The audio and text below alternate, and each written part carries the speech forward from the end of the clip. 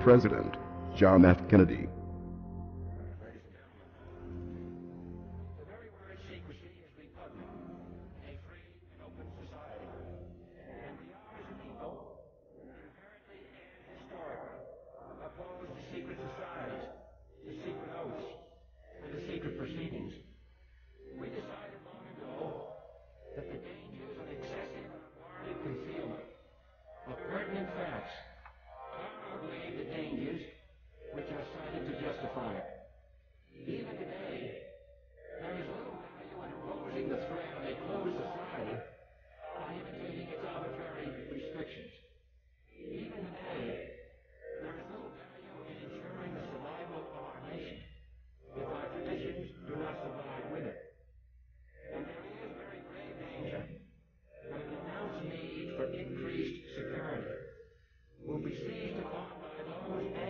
Expand its meaning to the very limits of official censorship and concealment. That I do not intend to permit to the extent that it's in my control.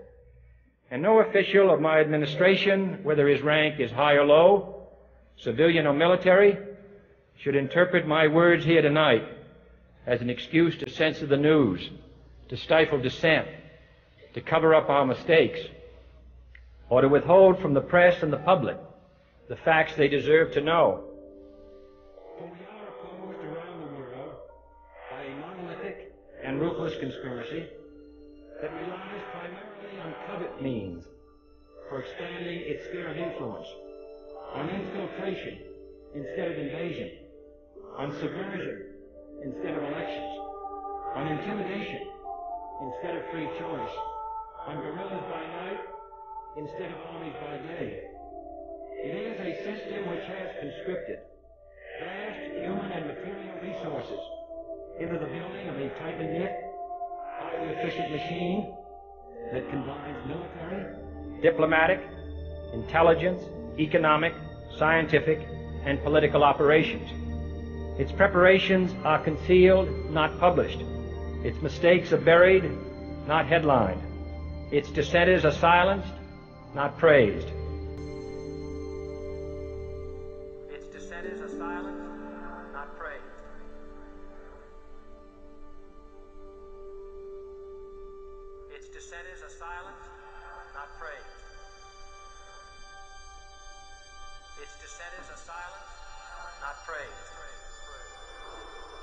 Its dissenters are silenced, not praised. Its dissenters are silenced, not praised. No expenditure is questioned, no rumor is printed, no secret is revealed. No president should fear public scrutiny of his program, for from that scrutiny comes understanding, and from that understanding comes support or opposition, and both are necessary. I am not asking your newspapers to support an administration, but I am asking your help in the tremendous task of informing and alerting the American people. For I have complete confidence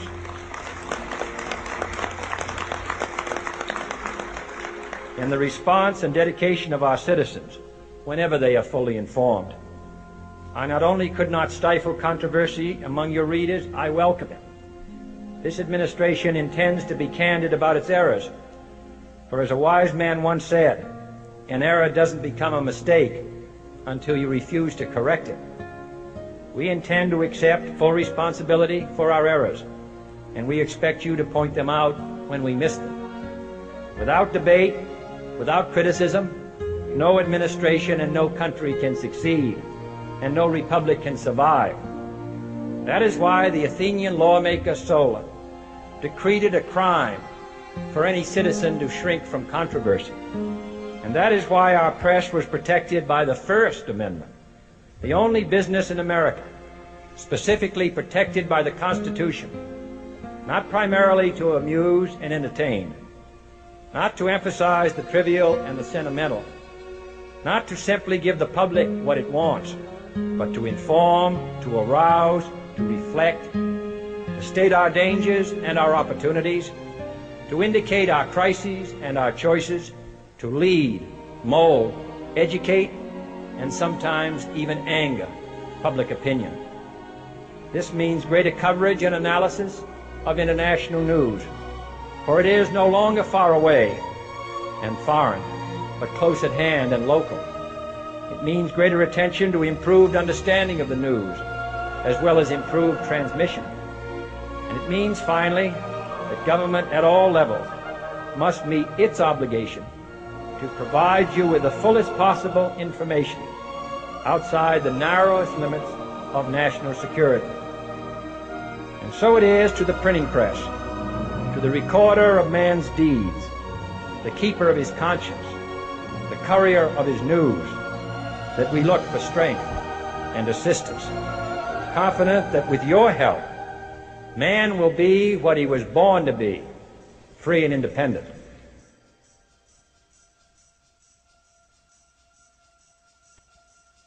You were both in Skull and Bones, the secret society. It's so secret we can't talk about it. What does that mean for America? The conspiracy theorists are going to go wild. I'm sure they are. I don't know. I haven't seen the web. Number 322? You both were members of Skull and Bones, a secret society at Yale. What does that tell us? Not much, because it's a secret. Is there a secret handshake? Is there a secret code? I wish there were something secret I could manifest. 322, a secret number? There are all kinds of secrets, Tim, but one thing is not a secret. I disagree with this president's direction that he's taking the country. We can do a better job, and I intend to do it. And we'll be watching. Be safe on the campaign trail. John Kerry, thanks for joining us. And we'll be right back. It's good to be back at the Council on Foreign Relations. As Pete mentioned, I've been a member for a long time and was actually a director for some period of time. I never mentioned that when I was campaigning for re-election back home in Wyoming. Senator Clinton, how you doing? I'm good. How are you Can doing? I ask you a quick question while you sign that? Sure. It was reported in June of 2006 you attended a meeting in Ottawa, Canada, the Bilderberg Group. Can you comment on that? What's going on at the Bilderberg meeting, and what do you guys talk about up there? I have no idea what you're talking about. Yeah, you do. I was reported you were up there, and people saw you up there. I just want to know what you guys talk about and meet about up there. Sir, I don't know. Why are they such top secret meetings? I have no idea what you're talking Your about. husband went to a Bilderberg meeting too. I'm just wondering. I'm not being rude or anything. No, I just want to know what happens at these that. meetings. Well, since I wasn't there, I have no idea. Okay, thank you, Senator. Thank you. How are you? There you go. Thank you very much. Listen, I am a happy member of the Bohemian Grove. I like the folks who come there, and it's really inappropriate for me to talk about the group beyond that. Thank you. Have you been there for the ceremony with the cremation of care? Frankly, I don't think that's something I need to talk to you about.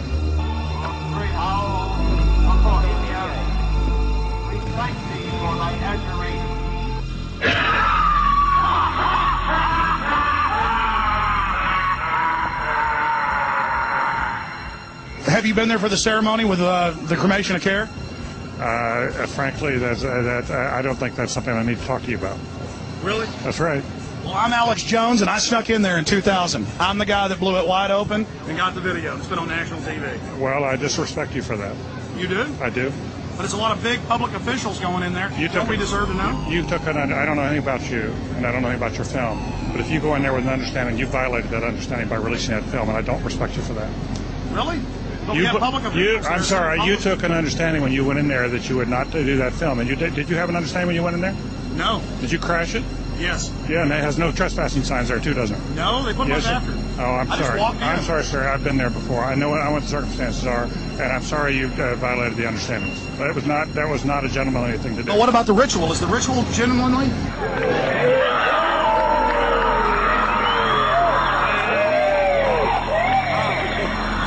Sir, everything. I don't owe you this comment. I know. This is what's called ambush journalism, and I disrespect you for that as well. So thank you and goodbye. The ritual?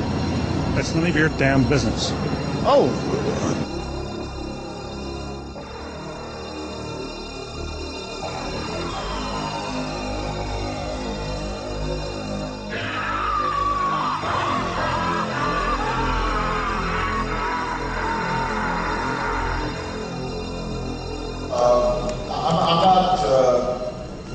The Council on Foreign Relations, I don't know if I'm an official member. I've spoken there before.